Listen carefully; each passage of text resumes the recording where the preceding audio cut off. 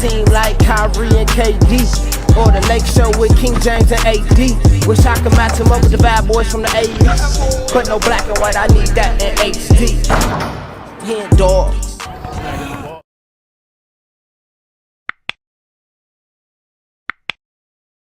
Yo, what's good, y'all? It's your boy HenDawgz, and we back to it. You know how we do it.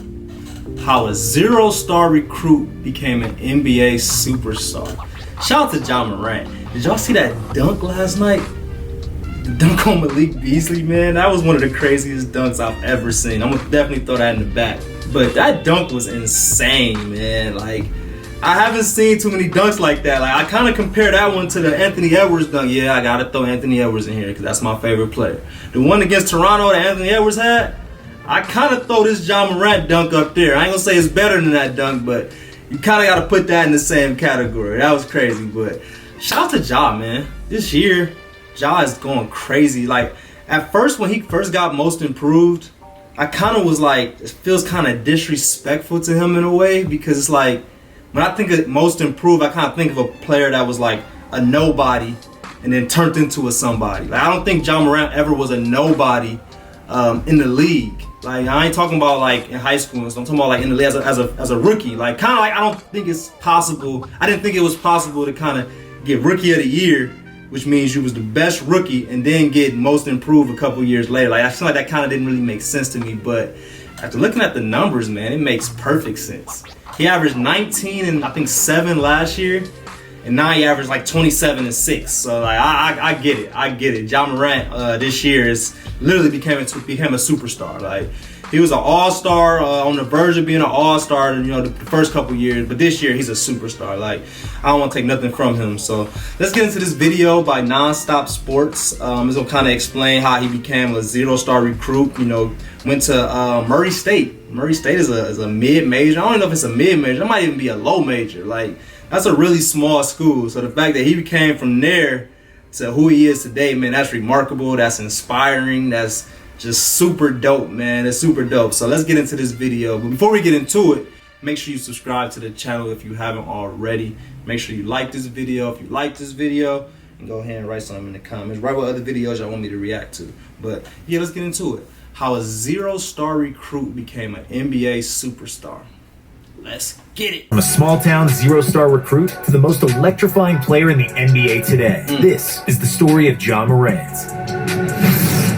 Small-town dreams. Demetrius Jamel Morant, better known as Ja Morant, wouldn't just make his dreams come true, but his father T's as well. T had basketball dreams much larger than the town of Dalzell, South Carolina, with just over 2,000 people that his son was born into. T Morant won a high school basketball state championship, playing alongside Ray Allen, before going on to play at Division II Claflin University. He was considering a professional career overseas, and was ready to live his dream, until some news would change his life forever. T's wife Jamie was pregnant with Ja. Giving up on his aspirations, T directed all of his energy to helping Ja make a career out of basketball. T even hand-built a small cement basketball court in their backyard. This is where T pushed Ja to be great, and where Ja fell in love with the grind. From mastering the art of the step-back jumper to doing tire jumps with tractor tires, the two would spend hours at a time working on Ja's skills and athleticism. Looking back up, shout out to Pops, man. Shout out to Pops. I just low-key got a little emotional just looking at that, knowing what my dad did for me. The fact that my dad was in my life the same way that Ja's dad is in his life. Like, that's super dope. Like, shout out to all the real dads out there. Shout out to all the people all the dads that's pushing their sons to be the best they can be. You know, that's super dope, man. Like, if you're a father out there, this should inspire you to be that person for your son. And I'm not even talking about just pushing them to be an NBA player or pushing them to be an NFL player. Like, push them to be the best person they can be. And whatever they decide to do, whatever position, whatever career they decide to go to, push them to be the best they can be, man. Because that's what my dad did, and I definitely appreciate you. I know you're going to watch this, so thanks, Dad. I appreciate you. On the sacrifice, Ja said, "Instead of going to play basketball, he stayed to raise me. That's my motivation. I'm living my dream and his dream right now." Ja had to work that much harder to achieve this because his physical stature didn't scream at future NBA player. In fact, Ja stood at just 5'9" as a freshman in high school, so he actually didn't suit up for the varsity basketball team until his sophomore year. He also didn't play for a well-known AAU circuit growing up. Ja played with the South Carolina Hornets, a small grassroots team based in Columbia, South Carolina, that lacked the backing of a major shoe company that other top AAU teams had. But he was teammates with Zion Williamson for a season, which provides for some crazy throwback photos that almost seem fake. Wow. And I'm sure plenty of lobs from Ja to Zion back then. Diamond in the rough. Well, the infamous... When they the number 1 and number 2 pick in the same season?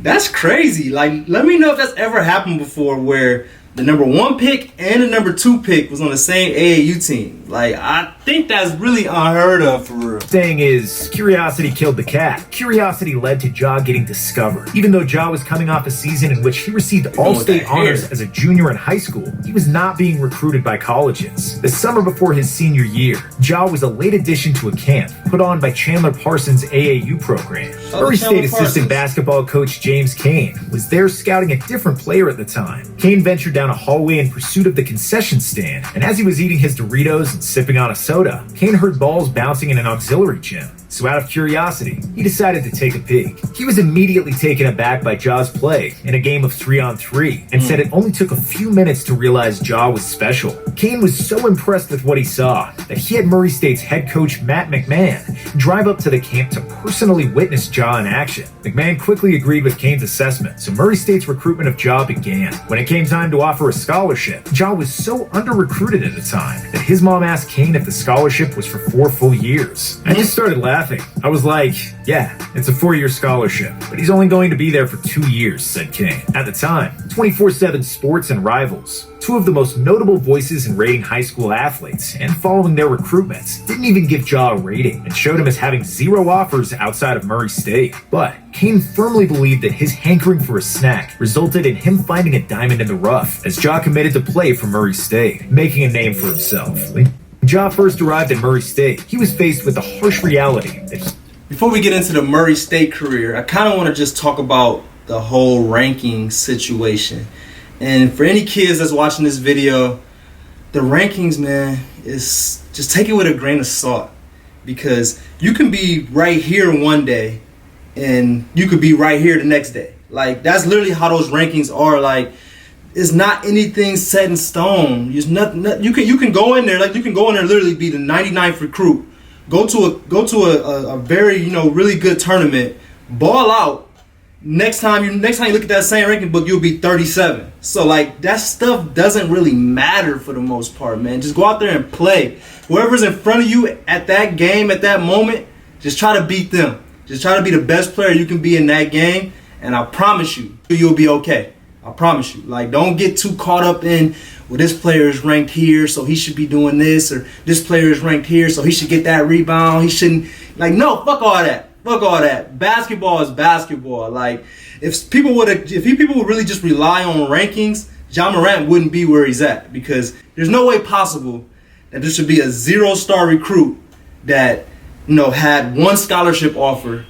No way should he be in the league in his 3rd year, getting most improved player and averaging 27 points and about to take his team to the 2nd round of playoffs. Like, that shouldn't happen if rankings was that important or if it meant that much. So take that with a grain of salt, man. Just play basketball. he still had a ways to go before making it, and just accepting a D1 offer didn't mean he had done so. Ja was far from being viewed as a big man on campus, like a traditional top basketball recruit would be. Ja said, coming from being under the radar, I could sit somewhere and nobody would know me. That lack of notoriety quickly began to change, following an impressive freshman season with the Racers, where Ja showed he belonged in Division I basketball. He averaged 12.7 points, 6.5 assists, and 6.3 rebounds per game that year, on his way to earning first-team All-Ohio Valley Conference honors. Following a season where he did it all for Murray State and helped them reach the NCAA tournament, Ja started to find himself on NBA draft prospect lists. He solidified his spot on these after being one of just 20 players invited to Chris Paul's elite guard camp during the summer after his freshman season. With newfound attention from pro scouts, Ja took this momentum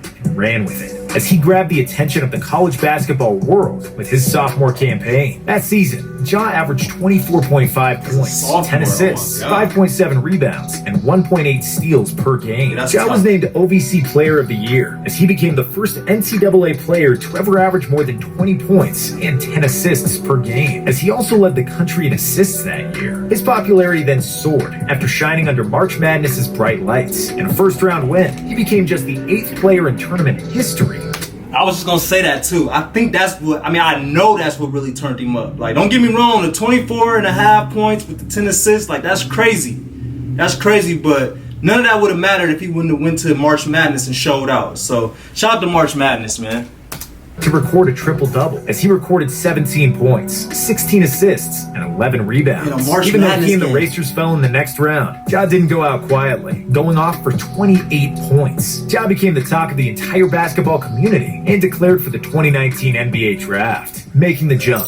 Ja becoming a fan favorite with his electrifying play style and eye-popping numbers still wasn't enough to silence all the doubts that surrounded him. He dealt with questions and concerns about his game's ability to translate to the NBA level. Was his success the product of playing in a small conference not traditionally known for basketball? Is he too skinny to score on and guard grown men? Will he be a flash in the pan and never fully established in the league after being fun to watch in college like a Jimmer Fredette? This was the noise Ja heard as the Grizzlies drafted him 2nd overall, but it drove him to prove it was exactly that, just noise. His rookie season was his opportunity to show everyone that he belonged in this league. Give me that, Kyrie. That's exactly what Ja did that year, as he took home the NBA Rookie of the Year award. He averaged 17.8 points, 7.3 assists, and 3.9 rebounds per game, leading all rookies in assists and total points scored, while Ja demonstrated that he can achieve personal success in the league and was tremendously talented. The conversation shifted to his ability to lead and turn an entire franchise around. With the conclusion of Ja's rookie season, the Grizzlies missed the playoffs for a 3rd straight year with an 89 and 148 record. Ja's 2nd season in the league was nearly identical to his first, as he again averaged around 20 points, 7 assists, and 4 rebounds per game. The difference? Ja carried Memphis to the playoffs. And to say he carried them is not a stretch. In the newly implemented play-in tournament, Ja put up 35 points, 6 rebounds, and 6 assists in an overtime win over the Warriors that gave the Grizz the 8th and final spot in the playoffs. Then they stunned everyone by taking Game 1 on the road against... I think that's what turned him up in the league. What turned him up in college was March Madness. And then what really turned him up in the league was winning that play-in game against the Warriors last year. I feel like since that game, he's been a superstar. He's been top 3, top 5 point guards in the league after that game. Let me know what y'all think about that. The top-seeded Jazz. Ja followed up that win by exploding for 47 points and 7 assists in Game 2. While Memphis ended up falling to the Jazz in the first round, it was clear that the future was bright in Memphis with Ja running the show. Face of a franchise. With Ja having proven he's talented enough to carry a team, the question in year 3 became, can he take the next leap into the realm of superstardom? Expectations were high, thanks to what he had already accomplished, as the conversation shifted to seeing how high his ceiling is. Ja's play this season has shown that ceiling seems to be sky high, averaging over 25 points per game and just under 7 assists and 6 rebounds. Ja was selected to his first All-Star game, and not only that, but he was named a starter in the game, an incredible honor for a player in just his 3rd season. This year has shown Ja is capable of putting up video game numbers on any given night, in addition to consistently producing. Nothing better demonstrates this than a 4-game stretch in February. Against the Trailblazers, Ja tied his career high of 44 points, scoring 20 in the 4th quarter, while adding in 11 assists for the game. Then, following a tough close loss to the Timberwolves in the Grizzlies' next game, Ja responds by setting his career high, dropping 46 points in a win against the Bulls. Just when it seems like he can't get any more dominant, Ja erupts for 52 points on an extremely efficient 22 of 30 shooting performance in Memphis' next game. And his individual performances aren't the only thing that have improved this year either. As a result of his play, the Grizzlies find themselves battling for a top seed in the West. A team that once focused on trying to make the playoffs is now focused on securing the home court advantage. Ja has clearly established himself as the face of the Memphis Grizzlies and potentially the future of the league. The next thing for him to do is achieve postseason success, which based on his track record, it would be safe to assume that is coming awfully soon. Okay. Great video by Ja Morant. I think I want to ask y'all first, and then I'm gonna answer the question too. But what makes Ja Morant a superstar? Well, I got two questions. What makes Ja Morant a superstar, and what will he have to do to make sure that his career goes better than Westbrook's? Because that's kind of a person that I kind of think about when I watch Ja Morant as being this point guard that's, you know, uber athletic, super tough, rah-rah type guy. Like, I think of Westbrook. But what's going to make him, you know, have a better career than Westbrook? Because, I mean, and that's not an easy thing to do. Like, Westbrook is a Hall of Famer. Like, that's not nothing that he's going to just be able to do. But I think he's on pace to have a better career than Westbrook. And I think what will be the reason behind that is his poise, his IQ, like with the toughness, with the athleticism that Westbrook has, but he has more of like a point guard feel. Like, I don't think Westbrook ever was really a point guard. He was more of a tough shooting guard that they put in a point guard body because he was 6'3". But I think Ja Morant was a born point guard. You know, the handles, just the overall feel. Like, Ja Morant got that Russell Westbrook didn't have. And on top of that, I think Ja Morant's gonna have to win. He's gonna have to, you know, get him a couple championships. That's what's gonna kind of make him different than Westbrook. But let me know what y'all think about that. Give me y'all opinions on those questions. But I appreciate y'all for watching. This was a really good video. I'm gonna get this video out ASAP because Ja Morant is killing right now, and I feel like this would be a good video for y'all to watch. So yeah, I appreciate y'all like always. Make sure y'all subscribe to the channel if y'all haven't already. Make sure y'all like this video if y'all like this video. And go ahead and write something in the comments. Write what other videos y'all want me to react to. But I appreciate y'all like always. We out.